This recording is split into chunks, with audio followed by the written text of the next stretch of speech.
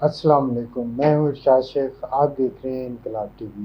یوں تو پاکستان میں سیاسی حالات دن بدن ابتری کی طرف جا رہے ہیں اور حالات ٹھیک ہوتے ہوئے دکھائی نہیں دیتے، لیکن جو گزشتہ 4 دنوں سے آزاد کشمیر میں صورتحال ہے، اس سے پوری دنیا میں پاکستان کی بدنامی ہو رہی ہے،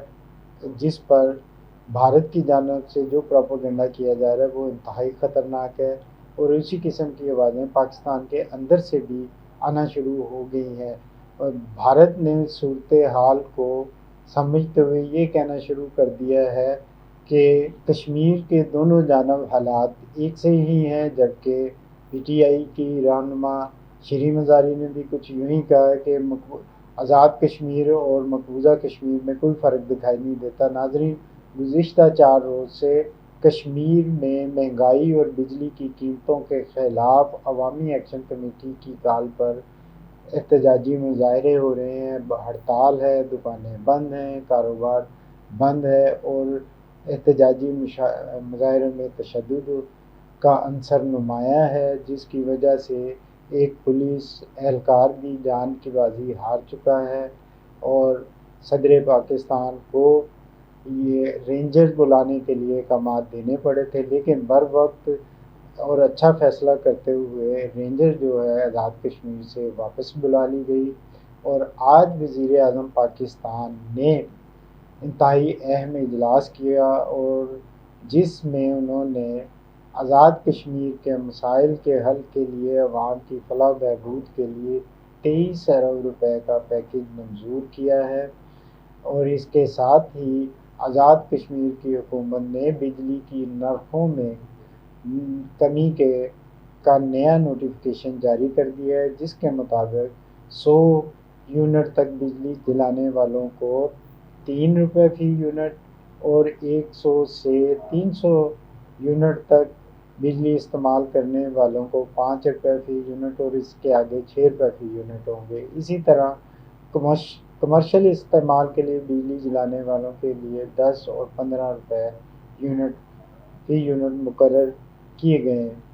ہیں۔ ناظرین، وزیر اعظم پاکستان کا یہ فیصلہ انتہائی اچھا ہے اور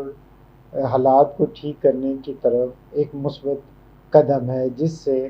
کشمیر کے عوام کو مہنگائی سے ریلیف ملے گا اور انہیں سستی بجلی میسر آئے گی۔ اس کے ساتھ ہی وزیر اعظم میاں شہباز شریف کو پاکستان کے دوسرے لوگوں کے بارے میں بھی سوچنا چاہیے، جو پاکستان کی 25 کروڑ عوام ہے، وہ بھی بجلی کے نرخوں سے نالاں ہیں، بجلی کے نرخوں سے نہیں، وہ پٹرول کی قیمتوں سے، اور اب سوئی گیس کے لیے جو طریقہ کار اپنایا گیا ہے بلوں کا، اور جو سلیب ریٹ اس میں رکھے جا رہے ہیں،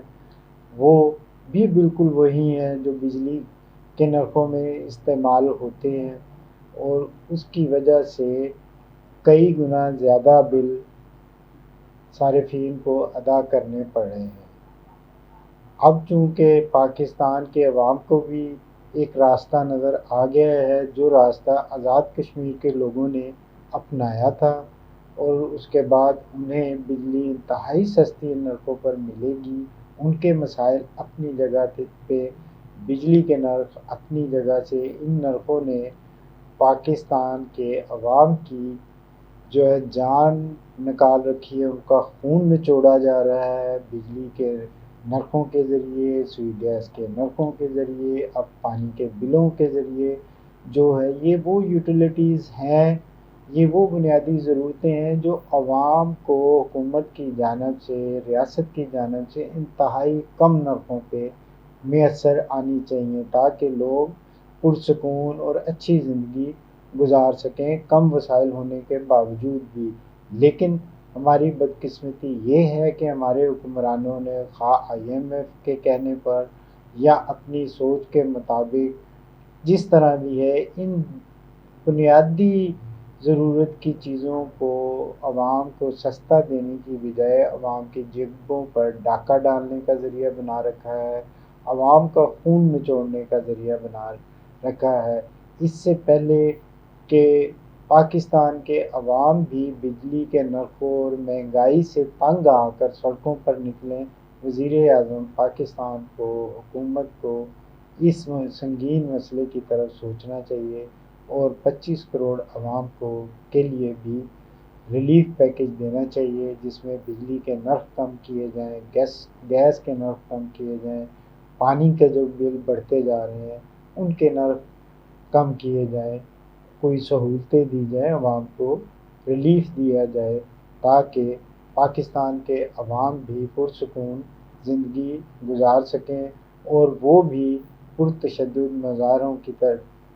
پر مجبور نہ ہوں، کیونکہ جیسے جیسے گرمی بڑھ رہی ہے ویسے ویسے بجلی کے بلوں کا بوجھ عوام کے کندھوں پر اس طرح بڑھ رہا ہے کہ ان کے لیے اپنے گھر کا کچن چلانا تک مشکل ہو گیا، ان کے لیے یہ فیصلہ کرنا مشکل ہو گیا ہے کہ وہ بجلی کا بل ادا کریں یا بچوں کی فیس ادا کریں یا ان کی غذا میں کمی کریں، خوراک میں کمی کریں، ایک وقت کا فاقہ کریں، کیا کریں۔ یہ وہ صورتحال ہے جو شاید ہمارے حکمرانوں کو، قومی اور صوبائی اسمبلی میں بیٹھنے والے عوامی نمائندوں کو دکھائی نہیں دیتی ہے، وہ اس پر وہ بات نہیں کرتے، اس طرح بات نہیں کرتے ہیں جس طرح انہیں کرنی چاہیے۔ کم از کم حکمرانوں کو اس مسئلے کو انتہائی سنجیدگی سے لینا چاہیے۔ اسی کے ساتھ اجازت دیجیے، خدا حافظ۔